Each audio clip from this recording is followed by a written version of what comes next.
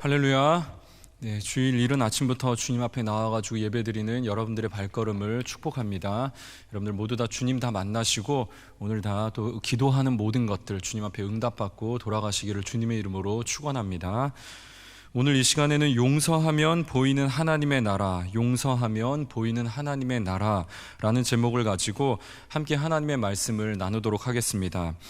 리스트로벨 목사님이 쓴 은혜, 하나님의 은혜라는 제목의 책이 있습니다. 이 책에 있는 저드 윌 하이트 목사님의 간증을 잠시 들려드리도록 하겠습니다. 저드 목사님은 청소년 시기에 대마초와 술에 손을 대기 시작을 했고, 나중에는 필로폰과 코카인까지 손을 댈 정도로 마약에 심각하게 중독이 되었다고 합니다. 또 이 저드 목사님은 이 시기에 차량을 절도하기도 하고 가게 물건을 훔치기도 하면서 인생을 아주 엉망으로 살게 되었습니다. 나중에는 마약에 얼마나 심각하게 중독이 되었는지 마약만 찾게 되었고, 또 자기 몸을 스스로 가누지 못할 정도로 아주 심각하게 몸과 마음이 망가지게 되었습니다. 저드는 이대로 살면 안 되겠다, 이런 결심을 좀 하게 되었고, 또 이 저드는 부모님이 신앙이 있었기 때문에 자신도 다시 하나님께로 돌아가야겠다, 그런 마음이 들었다고 합니다. 그래서 어느 날 하나님 앞에 부르짖기 시작을 하는데, 그렇게 기도를 하던 중에 어서 와라, 집에 잘 왔다, 누군가 이렇게 말을 하는 것과 같은 그런 느낌을 좀 갖게 되었다고 합니다. 이 일을 계기로 해서 저드는 마약을 완전히 끊게 됩니다. 물론 이 마약을 끊는 것이 쉬운 일은 아니었지만은 그때 그 기도를 하고 난 이후로 단 한 번도 마약에 손을 대지 않았고, 마약과 관련된 모든 것들을 다 버리게 됩니다. 그리고 마약 금단 증상이 있었지만 이것들을 잘 참아내게 되었고, 또 교회로 돌아와서 공동체에 속해서 신앙생활을 잘 해나가기 시작을 합니다. 그런 저들을 본 목사님은 저들에게 너가 좀 목사가 되어서 너와 같은 사람들을 하나님 앞으로 잘 이끌면 좋겠다, 이렇게 권유를 하게 됩니다. 그렇게 저드는 목회자의 길로 들어서게 되었습니다. 저드는 자신과 같은 사람도 하나님이 쓰실 수 있구나, 그러한 생각에 너무나 감격을 해가지고 정말 열심히 교회를 섬기게 되었다고 합니다. 주중에는 신학교에서 열심히 공부를 했고, 또 주말에는 도시 외곽에 있는 교회를 다니면서 설교를 하고 열심히 사역을 했습니다. 또 기독교 캠프가 있으면 그곳에서 베이스 기타로 섬기기도 했고요. 또 며칠 동안 금식 기도를 하면서 노숙자들을 찾아다니면서 그들을 섬기기도 했다고 합니다. 저드는 하나님께 은혜를 받았으니 은혜를 갚아야 한다, 또 하나님을 절대로 실망시키면 안 된다, 그러한 생각에 정말 초인적인 사람이 된 것 마냥 사역을 열심히 했다고 합니다. 그런데 이 과정에서 부작용이 생겨나게 되었습니다. 감격으로 시작했던 사역은 강박이 되어버렸고, 또 성도들을 사랑하고 긍휼히 여겼던 그 마음이 사라지면서 설교 시간에 성도들을 향해서 자신과 같이 희생을 하지 않는다고 비난을 했다고 합니다. 무언가 잘못되었다는 것을 인지하고 있었던 이 저드 목사님은 요한일서 4장 10절을 읽던 중에 다시금 은혜를 깨닫게 되었습니다. 요한일서 4장 10절에 있는 말씀을 우리 같이 한번 읽어보도록 하겠습니다. 시작.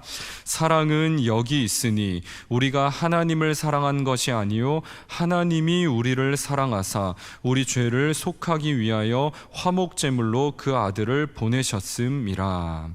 자, 저드 목사님은 이 말씀을 읽으면서 세상을 회복시키는 것은 인간적인 어떤 행위들이 아니라 하나님의 사랑이구나 하는 것을 다시금 깨닫게 되었다고 합니다.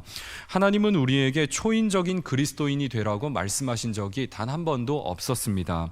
이 사실을 깨달은 저드 목사님은 그때부터 자신의 사역이 바뀌기 시작을 했다고 말을 합니다. 그리고 지금은 죄악의 도시로 불리는 그 라스베가스에서 목회를 하면서 매년 2,000명에 가까운 사람들에게 세례를 베풀고 있다고 합니다. 그런데 이 세례를 받는 대부분의 사람들은 스트리퍼들이나 마약 중독자들, 알코올 중독자, 도박 중독자, 이런 부류의 사람들이 대부분이라고 하죠. 이 저드 목사님은 자신이 내가 하나님께 용납받았기 때문에 나도 이들을 용납하는 것이 가능하다라고 말을 한다고 합니다. 성경은 세상을 사랑하시는 하나님과 그 사랑 때문에 이 세상을 용서하시는 이야기로 가득 차 있습니다. 있습니다. 그리고 오늘 우리가 읽은 이 말씀도 용서에 관한 이야기를 우리에게 들려주고 있습니다. 오늘 말씀에서 베드로는 예수님의 가르침을 듣던 도중에 질문 하나가 생겨나게 되었습니다. 그것은 이 개인이나 공동체에 해악을 끼치는 사람들을 과연 언제까지 참아야만 하는가, 그러한 질문이 들었습니다. 특히나 베드로는 혈기가 강했던 사람이었는데 예수님의 제자가 되어서 이 공동체 생활을 하면서 아마도 이 공동체 내에서 힘들게 하는 사람으로 인해 이렇게 심히 좀 고민하지 않았을까, 이제 그러한 생각이 들기도 합니다. 그리고 베드로가 이런 질문을 하는 데에는 유대적인 배경도 한몫했습니다. 유대인들은 구약 성경에 기록된 대로 속죄의 희생제사를 드렸습니다. 그렇기 때문에 이 속죄의 희생제사를 드리면서 죄를 용서받기 위해서는 누군가의 용서가 있어야만 하고, 또 용서에는 희생이 따른다고 하는 것을 어렸을 때부터 이 예배를 드리면서 알게 되었다는 것입니다. 또한 구약을 보면 출애굽기 34장 6절에서 7절의 말씀을 보시면 죄를 저지를 경우에는 그 아버지의 죄가 되물림되어서 3, 4대까지 영향을 미치게 된다, 그러한 말씀이 있습니다. 유대인들은 이 말씀에 근거해서 하나님은 범죄한 사람을 3회 이상 처벌하시지 않는구나, 이렇게 생각을 했다라는 겁니다. 그래서 유대교에서는 용서를 이렇게 가르칩니다. 어떤 사람이 첫 번째, 두 번째, 세 번째 죄를 범하면 용서를 받을 수 있으나 네 번째는 용서를 받을 수 없다. 반복해서 범죄를 저지르는 사람은 진정으로 회개한 것이라고 볼 수 없기 때문에 그러한 사람들은 세 번 용서하는 것만으로도 충분하다, 이렇게 가르쳤다는 겁니다. 그리고 또 랍비들의 문헌인 미시나에는 용서에 대해 이렇게 기록을 해놓고 있습니다. 어떤 사람이 죄를 짓고 회개하고 또다시 동료 사이에 있게 된 죄에 대해서 그가 자기 동료를 달래기 원한다면 속죄일의 속죄가 효과적이다. 자, 속죄일은 1년에 한 번만 있던 날입니다. 대제사장이 유일하게 지성소에 들어갈 수 있었던 날이었죠. 그날 대제사장은 이 지성소에 들어갈 때 희생제물의 피를 가지고 이 지성소로 나아갔습니다. 그러니까 다시 말해 이 미시나는 용서를 하는데 1년에 한 차례만 용서하는 것을 허락했다라는 겁니다. 베드로의 질문은 이러한 배경에서 나옵니다. 베드로는 자신에게 심각한 피해를 입힌 사람을 얼마나 많이 용서해 주어야 하는지 궁금해했습니다. 그래서 이렇게 이제 예수님께 묻게 되는 겁니다. 우리 21절의 말씀을 같이 한번 읽어보겠습니다. 시작. 그때에 베드로가 나와 이르되 주여, 형제가 내게 죄를 범하면 몇 번이나 용서하여 주리이까? 7번까지 하오리이까? 자, 몇 번이나 용서를 해야 됩니까? 7번이면 충분합니까? 베드로는 예수님에게 7번 정도 용서하면 충분한 것이냐고 묻고 있습니다. 7번의 용서는 유대인들이 일반적으로 생각하는 3번의 용서보다는 무려 2배가 넘는 수치였습니다. 베드로가 7번 용서를 제안한 것은 그만큼 상당히 관대한 제안이었다라는 것이죠. 또한 이 7이라고 하는 숫자는 유대 사회에서 일반적으로 이 완전수를 의미했습니다. 그러니까 다시 말해 베드로는 유대교의 가르침보다 더 많이 용서를 하면 과연 완전한 용서가 가능할까? 이것을 예수님께 묻고 싶어 했다라는 겁니다. 자, 이러한 베드로의 질문에 예수님은 놀라운 대답을 하십니다. 우리 22절의 말씀을 다 같이 한번 읽어보겠습니다. 시작. 예수께서 이르시되 내게 이르노니 7번뿐 아니라 7번을 70번까지라도 할지니라. 자, 예수님은 70번까지 용서하는 일을 7번을 더하라고 말씀을 하고 있습니다. 그러니까 70 곱하기 7이니까 490회 용서를 하라고 말씀을 하는 것이죠. 그런데 이 유대 사회에서 7은 완전수를 의미한다고 말했습니다. 그러니까 다시 말해 70번 용서하기를 7번 반복하라는 말은 용서의 횟수가 중요한 것이 아니라 그 사람을 완전히 용서할 수 있을 때까지 무수히 많이 끝까지 용서하라고 하는 주님의 가르침이었다라는 겁니다. 자, 이러한 예수님의 말씀은 이전에는 전혀 들어본 적이 없었고요, 어떤 랍비들도 주장하지 않았던 새로운 가르침이었다라는 겁니다. 베드로가 용서에 대해 질문을 했던 것은 어쩌면 베드로에게 앞으로 일어날 일을 성령님께서 이 질문을 통해 예고하신 것은 아닌가 싶기도 합니다. 마태복음을 읽는 독자들이라면 벌써 눈치를 챘겠지만 예수님은 이제 곧 예루살렘에 들어가셔서 십자가에서 못 박혀 죽으셔야 할 예정이었습니다. 그런데 예수님이 잡혀가시던 날 밤에 베드로는 예수님을 3번 부인하게 됩니다. 그리고 이미 마태복음 16장에서 예수님은 베드로에게 너는 3번 나를 부인하게 될 것이다, 이렇게 예고를 하셨습니다.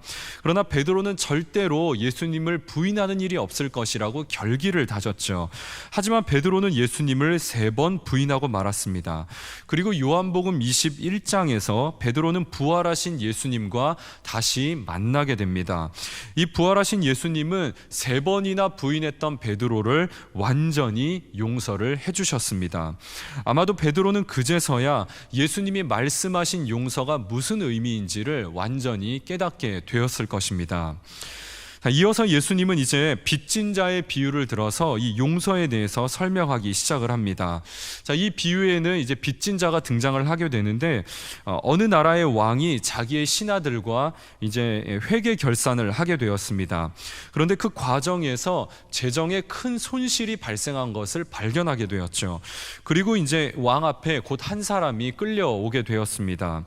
이 사람은 아마도 한 지역의 책임자이거나 왕의 세관원이었을 것으로 추정이 되어집니다. 그런데 이 사람은 나라의 돈을 제대로 관리하지 못했거나 아니면 이 나라 돈을 유용을 해서 이 빚을 진 것으로 추정이 됩니다. 여하튼 이 사람은 10,000달란트라고 하는 엄청난 금액을 빚지게 되었다는 것이죠.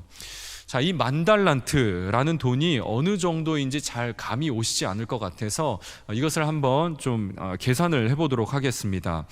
이 1달란트라고 하는 것은 노동자가 20년을 일해야 벌 수 있는 엄청난 거금이었습니다. 노동자 하루 일당을 10만 원으로 가정을 했을 때 1년 연봉은 약 3천만 원 정도가 됩니다. 그러면 20년을 일한다고 한다면 약 6억 원에 해당하는 금액이라고 할 수가 있죠. 그런데 지금 이 사람은 10,000달란트를 빚지고 있습니다. 그러니까 6억 원에 만을 곱하게 되니까 6조입니다. 천문학적인 금액이라고 할 수가 있습니다. 이 10,000달란트라는 돈은 혼자 힘으로는 도무지 갚을 수 없는 일이었다라는 겁니다. 그래서 왕은 이 사람을 이제 노예로 팔아버리겠다고 예고를 합니다. 당시 고대 사회에서 채무를 해결하지 못했을 경우에 이 채무를 해결하는 방법은 노예로 팔려가는 것이었습니다. 그리고 모든 그 일가 식구들도 다 노예로 팔려가는 일들이 그 고대 사회에서는 종종 있는 일들이었습니다. 그러자 이 빚진 사람이 왕 앞에서 아주 황당한 말을 하게 됩니다. 26절을 보시면은 왕이시여 조금만 참아 주십시오. 제가 열심히 일을 해서 전부 다 갚겠습니다 라고 말을 합니다. 여러분, 우리나라의 1년 예산은 약 300조가 넘습니다. 6조면은 우리나라 1년 예산의 50분의 1에 해당하는 엄청난 금액이죠. 그러니까 이 6조는 죽을 때까지 일을 해도 절대로 갚을 수 없는 금액이라는 것입니다. 그리고 이 아무리 투자의 귀재, 돈을 잘 굴리는 사람이라 한다 할지라도 이 몇 조 원의 돈을 이 단기간에 만들어내기란 거의 불가능에 가깝다라는 겁니다. 다시 말해 10,000달란트라고 하는 이 돈은 개인의 힘으로는 도무지 해결할 수 없는 일이었고 이 한 나라의 절대 권력을 가지고 있는 이 왕만이 이 문제를 해결할 수 있었다는 것입니다. 결국 왕은 이 사람을 불쌍히 여기고 자비를 베풀어서 이 빚을 다 탕감을 해주게 됩니다. 지금 이 비유는 사람과 사람 사이의 문제뿐만 아니라 인간과 하나님 사이에 관한 관계에 관한 이야기를 이제 의미하기도 하는 것입니다. 인간은 하나님과의 관계 속에서 하나님과 약속한 것을 온전히 이행을 하지 않아서 채무가 발생하게 되었습니다. 이것을 성경은 죄라고 규정을 하고 있죠. 예수님은 인간의 죄를 하나님께 대한 채무로 비유를 하고 계셨다라는 겁니다. 이제 인간이 처벌을 받지 않으려면 하나님께 대한 채무를 다 이행을 해야만 합니다. 그리고 이 채무가 해결되기 전까지 하나님과 인간 사이는 절대로 편해질 수가 없게 되었습니다. 우리가 누군가에게 돈 10만 원만 빌려준다 하더라도 그 사람이 돈을 갚을 때까지 그 사람을 대하는 마음이 절대로 편하지가 않습니다. 마찬가지로 인간은 하나님께 대한 그 채무의 문제를 해결하기 전까지 하나님과 절대로 화목할 수 없는 존재가 되어버리고 말았다라는 겁니다. 자, 여러분들 중에 혹시 이 빚 때문에 고생하신 분들 계십니까? 특별히 우리나라는 97년도 IMF, 또 2008년도에 미국에서 일어났었던 그 서브프라임 모기지 사태로 인해서 나라가 심각한 위기를 겪게 된 적이 있었습니다. 당시 많은 회사들이 파산을 했고 또 많은 사람들이 실직을 당해서 거리로 내몰리게 되었습니다. 파산한 사람들은 신용에 빨간 줄이 그어지게 되면서 신용카드를 발급받을 수 없게 되었고 또 통장으로 들어오는 모든 돈도 다 차압을 당하게 되었습니다. 그리고 가지고 있던 모든 소유물에도 다 차압 딱지가 붙게 되었죠. 물론 신용 회복을 돕는 기관들이 있어서 개인 파산을 신청을 하게 되면 이 채무를 변제를 해주고 또 처음부터 다시 시작할 수 있는 기회를 주기는 합니다만, 그러나 이 파산 신청을 한다고 해서 다 파산 신청이 받아들여지는 것은 아닙니다. 그리고 운이 좋아서 이 파산 신청이 잘 받아들여진다 하더라도 다시 재계약이란 그리 쉬운 일은 아니라는 겁니다. 간혹 이 파산했던 사람들 중에 재기에 성공했다, 이런 성공 스토리들을 우리가 간혹가다 듣게 되기도 하지만 현실에서 이런 사람들을 만나기란 100에 한 두세 사람 만날까요? 그럴 정도로 현실에서 파산했다 성공한 사람들을 찾아보기란 거의 어렵습니다. 한번 파산한 인생은 평생 가난의 노예가 되어서 살아가야만 하는 것이 현실이라는 것입니다. 지금 이 만달란트라는 것은 그런 의미라는 것이죠. 인간이 하나님과의 약속을 깨트린 것은 평생 노력을 해도 갚을 수 없는 채무가 발생하게 된 것과 같다라는 겁니다. 그리고 인간은 이 채무로 인해서 평생 노예의 상태로 살아야만 하는 비참한 존재가 되고 말았다라는 것이죠. 다시 말해 하나님께 대해 발생한 이 채무는 오직 하나님만이 해결해 주실 수 있는 일이었다라는 겁니다. 그런데 하나님은 인간을 불쌍히 여겨주시고 자비를 베풀어 주셔서 자신의 생명값을 대신 지불하고 이 채무를 없애 주셨습니다. 그렇게 인간은 자유의 신분으로 회복이 되었습니다. 자, 그런데 문제는 여기서부터입니다. 이 만달란트 탕감받았던 사람이 집으로 돌아가던 길에 자신에게 100데나리온 빚진 사람을 만나게 되었습니다. 자, 그리고 이 만달란트 탕감받은 사람은 이 100데나리온 빚진 사람에게 빨리 돈을 내놓으라고 이제 협박을 요구를 하기 시작을 합니다. 자, 채권이 있다면 이 채권을 행사하는 일은 합법적이고 정당한 일입니다. 그런데 문제는 이 사람의 태도가 문제였다라는 겁니다. 이 사람은 100데나리온 빚진 자를 이제 멱살을 잡고 또 협박을 하면서 강제력을 행사하기 시작을 했습니다. 이 100데나리온이라고 하는 것은 만달란트에 비하면 그렇게 큰 돈은 아닙니다. 당시 노동자 하루 품삯은 1데나리온이었습니다. 노동자 하루 일당을 10만 원으로 가정을 해본다면 이 100데나리온은 약 1000만 원 정도, 노동자의 한 3달 정도에 해당하는 월급이라고 할 수가 있겠습니다. 그러니까 5조에 비하면 이 1000만 원은 사실 돈도 아닌 것입니다. 그리고 이 1000만 원이라는 돈은 물론 가난한 자들에게는 조금 큰 돈일 수 있겠지만은 조금만 허리띠를 졸라매고 조금 열심히 일을 한다면은 얼마든지 갚을 수 있는 금액이었다라는 겁니다. 그러나 이 사람은 100데나리온 빚진 사람에게 돈을 빨리 갚으라고 협박했고 심지어 이 빚진 사람을 감옥에 넣어 버렸다는 것입니다. 자, 만달란트 빚진 사람은 지금 왕 앞에서 지금 막 이 천문학적인 빚을 탕감받고 나오는 길이었습니다. 자기도 지금 왕에게 간청을 해가지고 구제를 받고 나왔으면서 그리고 그랬는데 이 100데나리온 빚진 사람에게는 지금 이 사람이 조금만 기다려달라고 간청을 하는데 그 요청을 묵살해버리고 이 감옥에 가두어서 아예 빚을 갚을 기회조차 없애버리는 악한 행동을 하고 말았다라는 겁니다. 예수님이 비유를 전하셨던 이유는 당시 이 유대인들이 마치 만달란트 탕감받은 사람처럼 행동했기 때문이었다라는 겁니다. 예수님은 이 비유를 지금 모든 사람들이, 모든 유대인들이 듣기를 원하셨습니다. 그리고 그 중에서도 특별히 유대 종교 지도자들이 이 이야기를 듣기를 원하셨을 겁니다.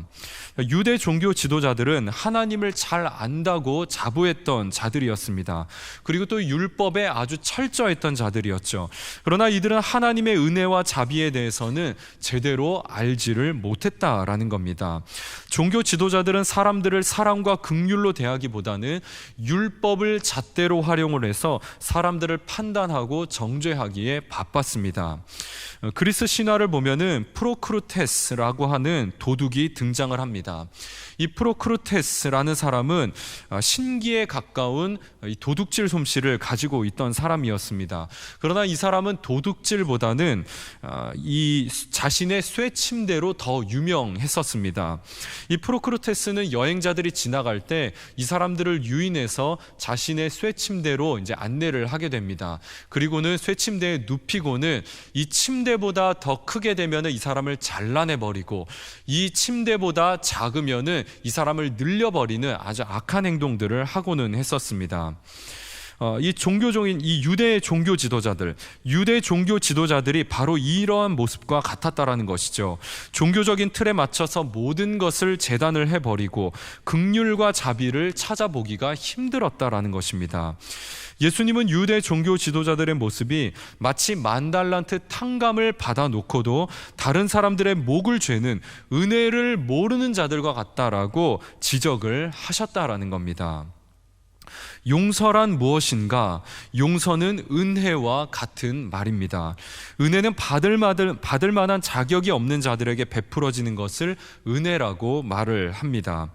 예수님은 용서는 하나님의 은혜를 경험한 자들만이 할 수 있는 일이라고 말씀을 하셨습니다.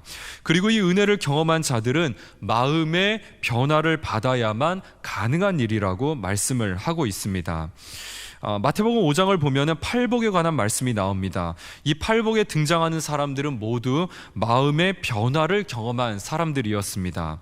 그리고 마음의 변화를 경험한 이 사람들이 하나님의 나라를 소유하게 될 것이라고 말씀을 하셨죠.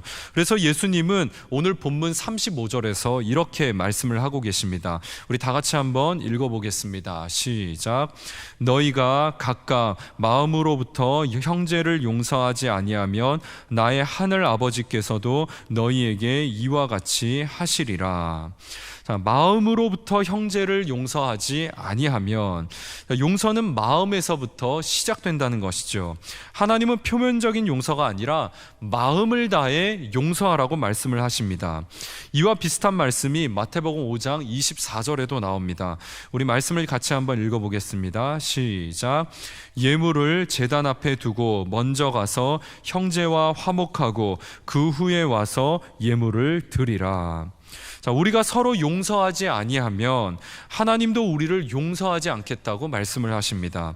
그리고 우리의 예배도 받지 않겠다라고 말씀을 하시죠. 그래서 다툼이 있었다면 예배를 드리기 전에 먼저 서로 화해하고 용서하고 오라고 말씀을 하십니다. 먼저 서로 용서하고 나서야 하나님이 그 예배를 받으시겠다라고 하시는 것입니다. 그래서 용서는 사람과의 관계를 회복할 뿐만 아니라 하나님과의 하나님과의 관계를 회복하는 열쇠가 된다고 말씀을 하고 계십니다. 하나님의 은혜를 경험한 자들은 삶에서 이 말과 행동으로 은혜가 나타나게 되어 있습니다. 그런데 만약 삶에서 하나님의 성품이 드러나지 않는다면 그 사람은 하나님의 사랑과 용서를 온전하게 경험하지 못했다라고 볼 수도 있다라는 겁니다. 이것이 예수님이 전하신 하나님 나라의 원리였습니다. 하나님의 나라는 용서로 이루어지는 나라이고 용서는 은혜를 경험한 자들만이 경험할 수 있는 일이었다라는 것입니다. 자, 그런데 과연 이 용서라고 하는 것이 교회와 세상 가운데에서 실질적으로 진짜로 통용될 수 있느냐라는 겁니다. 그냥 이 말이 그냥 좋은 말이고 그냥 어떤 이상적인 가르침에 그치는 것은 아닌가 하는 것이죠. 자, 교회만 보더라도 교회 안에서 용서하기 힘든 일들을 만날 때가 참 많습니다.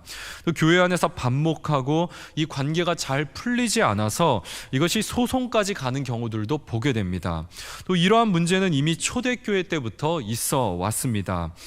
고린도 교회만 본다 하더라도 교회 안에서 당을 짓고 파벌이 생기고 또 다툼이 생겨가지고 이 다툼이 세상 법정까지 가는 일들이 있었다라는 겁니다. 그래서 우리는 이 베드로처럼 어떤 의문이 생기게 되는 겁니다. 과연 완전하게 용서하는 일이 이 교회 안에서 그리고 세상 가운데에서 가능할까 하는 것입니다. 저희 집만 보더라도 아이 둘이 있는데 매일같이 싸웁니다. 첫째가 블록을 멋있게 만들고 또 그림을 예쁘게 잘 그려놓습니다. 그러면 저희 둘째가 와가지고 막 블록을 다 망가뜨려 놓고 그리고 그림에 막 자기 색칠을 해가지고 이 그림을 다 망쳐 놓고는 합니다. 그러면 첫째는 울음을 터뜨리면서 막 이한이 미워 막 이렇게 말을 하죠. 그리고 둘째는 아직 어려서 막 잘은 모르니까 누나가 막 울고불고 있고 또 엄마 아빠가 빨리 가서 회개해라. 회개해라. 빨리 가서 그 용서를 구해라, 사과해라 이렇게 하니까 이제 그럽니다. 미안 이러면서 뭐 그냥 이렇게 얘기는 하는데 진짜 미안한지는 잘 모르겠습니다. 그리고는 또 아무 일 없었다는 듯이 자기 장난감을 갖고 놀기 시작을 하죠. 마음이 많이 상해버린 첫째는 아무리 달래도 울음을 그칠 줄을 모릅니다. 부서진 블록들, 또 망쳐버린 그림들, 이것을 똑같이 다시 만들어낼 수 없기 때문에 보상받을 수 없다는 그 사실 앞에서 이 아이는 슬퍼하고 분노하게 되는 것이죠. 그런데 우리가 사는 세상은 이런 일들이 비일비재하다는 것입니다. 내가 공들여서 어떤 프로젝트를 완성해 놓으면 비열한 직장 상사가 와서 내 업적을 다 가로채 가버립니다. 그리고는 마치 자기 업적인 양 상부에 보고를 해버리고 말죠. 남자와 여자가 서로 연애를 합니다. 그런데 아무런 이유 없이 어느 날 어떤 남자가 또 여자가 와서 서로 헤어지자 일방적으로 통보를 하게 됩니다. 또 병원에서 수술을 했는데 그만 수술이 잘못돼서 재수술을 받아야만 하는 일이 생겨버렸습니다. 또 친구가 사업을 해서 이제 사업이 조금 어렵다고 해서 조금 큰 돈을 빌려주게 되었는데 부도를 내고 도망가 버리고 말았습니다. 이렇게 세상은 관계로 이루어져 있고 우리는 관계 속에서 서로에게 상처를 주기도 하고 상처를 받기도 하면서 살아가게 됩니다. 그러니까 이러한 관계 속에서 누군가를 용서하는 일은 참 힘들고 용서하면 나만 손해보는 것 같다라는 느낌이 드는 것이 사실이라는 것이죠. 자, 그런데 정신과 의사인 티머시 박사는 용서는 가능한 일이고 또한 이 무엇보다 용서는 자기 자신을 위해서 좋은 일이다라고 말을 하고 있습니다. 이 티머시 박사는 뇌, 하나님 설계의 비밀이라고 하는 이 책을 썼는데 이 책에서 사랑과 용서는 뇌에 긍정적인 영향을 미친다라고 말을 하고 있습니다. 앤드류 뉴버그 박사가 펜실베니아 대학교에서 뇌에 관해 실험을 한 적이 있었습니다. 이 실험에 따르면 모든 종류의 명상은 뇌에 긍정적인 변화를 가져온다고 말을 합니다. 그리고 실험 중에 뇌 기능이 이제 최고로 활성화될 때가 있었습니다. 그때가 언제인가 하면은 실험 참가자들이 하나님의 사랑에 대해서 구체적으로 묵상을 할 때 뇌 기능이 최대치로 향상이 된다라고 말을 하고 있습니다. 자, 그리고 하나님의 사랑을 묵상하게 되면 이 이성적인 사고를 관장하는 이 머리 앞쪽에 있는 전두피질이 이제 되게 된다고 합니다. 그러면 이 전두피질이 활성화될 때 공감, 동정, 긍휼, 이타심 이러한 역량들이 높아지는 것으로 나타나게 되었습니다. 또 사랑의 하나님에 대해서 묵상하고 예배를 하게 되면 보다 더 이타적인 사람이 되고 또 사고력과 기억력까지 더 좋아지게 된다고 합니다. 그리고 사랑의 하나님을 계속 묵상하게 되면은 뇌의 치유와 성장도 촉진된다고 말을 합니다. 자, 그러나 반대로 죄에 대해 심판하시는 하나님, 권위주의적이고 비판적인 하나님을 계속 생각을 하게 되면 이 두려움의 감정이 커지면서 신경이 만성적으로 예민해지고 또 뇌와 몸이 손상된다고 말을 합니다. 뇌가 변하니까 우리의 성격도 변화가 되게 되어서 서서히 예수님의 성품에서 멀어지게 된다고 합니다. 그러면서 티머스 박사는 이 용서에 대해서 말을 합니다. 우리가 용서를 할 때 뇌는 편안한 상태에 들어가게 되고 뇌가 편안해지게 되니까 이 정서적으로 안정감을 갖게 되면서 이 뇌가 보다 더 이성적인 판단을 할 수 있도록 정상적인 기능으로 돌아오게 된다라는 것입니다. 인간의 감정을 관장하는 곳은 이 대뇌 변연계입니다. 이 대뇌 변연계는 이 뇌의 뒤쪽에 자리를 잡고 있습니다. 그런데 우리가 분노하게 되면은 이 대뇌 변연계가 활성화되면서 극도로 흥분 상태가 된다고 합니다. 그러면 이성을 관장하는 이 전두피질이 훼손이 되게 되면서 더 이상 이성적인 판단을 내릴 수 없게 된다라고 하죠. 우리가 흔히 용서는 다른 사람을 위하기보다 나를 위한 일이다, 나를 위해서 용서를 해야 된다, 우리가 이런 말을 많이 하고는 합니다. 그런데 이 말이 그냥 하는 말이 아니라는 것입니다. 이 말은 이미 뇌 연구에서 입증된 사실이라는 것이죠. 분노하면 정서가 불안해지고 용서하면 마음이 편안해지는 것은 하나님이 설계하신 창조의 법칙에 따라서 자연스럽게 일어나는 일이라는 겁니다. 그래서 예수님이 가르치신 용서는 현실 불가능한 가르침이 아니라 실제로 우리 자신을 이롭게 하고 공동체를 이롭게 하는 현실 가능한 가르침이라는 것입니다. 자, 용서를 가장 가까이서 경험할 수 있는 곳은 가정입니다. 저는 이제 개인적으로 청소년 사역을 좀 오랫동안 해왔는데 요즘 청소년들이 가장 싫어하는 것이 있습니다. 공부와 부모님입니다. 요즘 청소년들 치고 부모와 관계가 좋은 아이가 거의 없습니다. 이 아이들이 부모에게 너무나 이제 많은 상처를 받고 있는데 실제로 제가 사역을 하면서 만났던 한 친구는 부모님이 교수님이셨습니다. 부모님이 아주 똑똑하고 빈틈없는 분들이셨는데 그리고 또 이 아이를 위해서 아이를 막 잘되게 하겠다고 막 학원 보내고 하면서 아이에게 굉장히 많은 것들을 좀 투자하시는 분이셨습니다. 그런데 가만히 보니까 부모님이 너무 똑똑하니까 아이가 숨이 막혀 죽을 지경이었습니다. 그래서 한 번은 이 아이가 저한테 와서 상담을 받는데 펑펑 울면서 이런 말을 하는 것이었습니다. 저는 부모님한테 한 번도 인정을 받은 적이 없어요. 그러면서 펑펑 우는 것이었습니다. 그러면서 또 부모님께 이런 말도 들었다고 합니다. 너는 내가 이렇게 좋은 머리를 물려주었는데 왜 그것밖에 못하냐, 이런 말을 들었다고 하면서 계속해서 우는 것이었습니다. 저도 지금 아이를 키우고 있지만 아이들의 잘못이 제 눈에 보일 때가 참 많습니다. 그렇다고 아이들의 잘못을 일일이 다 지적을 하기 시작하면 아이들은 아마 숨이 막혀 죽을 지경이 될 것입니다. 잘못한 것 알지만 용납을 해주고 심각한 문제가 아니라면 조금 그냥 넘어가주고 이렇게 아이들은 부모의 절대적인 사랑과 신뢰, 이 내리사랑을 받고 성장을 하게 된다라는 겁니다. 이렇게 아이가 사랑을 많이 받고 용납받는 경험을 많이 하게 되면 이 아이가 성장해서도 사회에 나가서 다른 사람들을 사랑할 줄 알고 용납할 줄 아는 사람으로 자라나게 된다는 것이죠. 가정에서 부모가 자녀를 사랑하고 용납할 때 하나님의 나라가 시작된다라는 겁니다. 여러분, 부모가 자식에게 바라는 것이 뭐가 있겠습니까? 자식이 부모가 준 사랑을 이것을 다 갚을 수는 없습니다. 그냥 자식은 잘 사는 모습만 보여준다 하더라도 부모에게 효도하는 것이고 부모의 마음은 굉장히 흐뭇함을 느끼게 되죠. 하나님의 마음이 이와 같다라는 겁니다. 하나님이 인간을 너무나 사랑하셔서 인간의 모든 채무를 당신의 생명값을 지불하시고 다 해결을 해주셨습니다. 그러면 이제 우리는 어떻게 살아야 하겠습니까? 우리가 어떤 행위를 한다 한들 하나님의 사랑을 다 갚을 길이 없습니다. 그냥 우리가 교회와 세상 가운데에서 받은 은혜대로 사랑하고 또 용납하면서 사는 것이 하나님의 은혜에 보답하는 길이라는 것입니다. 만나는 모든 사람을 사랑하고 내가 용납받았던 대로 다른 사람을 용납하면 그러면 이 세상은 하나님의 나라로 변화되기 시작한다라는 것입니다.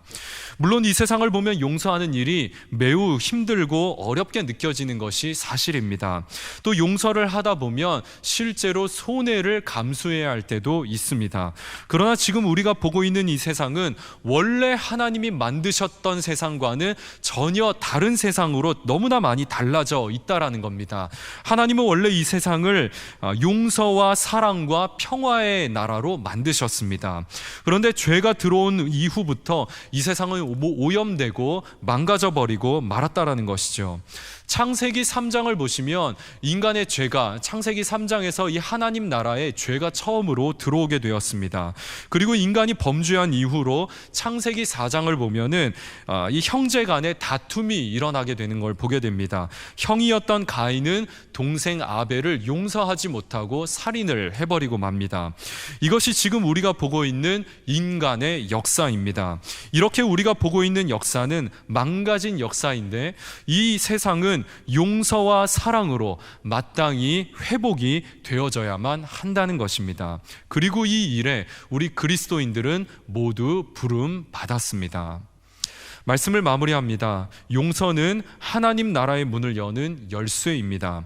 세상은 용서가 불가능한 일이고 손해보는 일이라고 가르치고 있습니다.